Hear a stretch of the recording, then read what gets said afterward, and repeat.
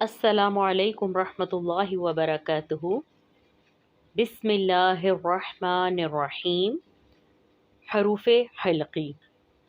हरूफ़ हलक़ी 6 हैं। हमज़ा, हा, आइन, हा, गैन, खा। और हलक़ के भी 3 हिस्से हैं, अक़सा हलक़, वस्त हलक़ और अदना हलक़। हलक़ का वो हिस्सा जो सीने की जानिब है, इससे 2 हरूफ अदा होते हैं, हमज़ा और हा।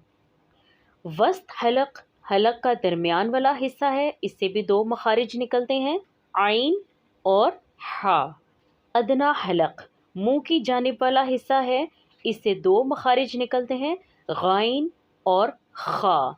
गैन और खा को अदा करते हुए हमने इस बात का ध्यान रखना है कि होंठ गोल नहीं करने, आवाज़ ऊपर की जानिब उठेगी, गैन और खा। गैन में गुनाहट है और खे में खरखराहट है। अक्सर लोग ये गलती कर लेते हैं कि इसमें ग की आवाज़ आ जाती है, जो कि गलत है। ये दोनों मुंह के जानिब के वाले हिस्से से अदा होंगे, गैन और खा।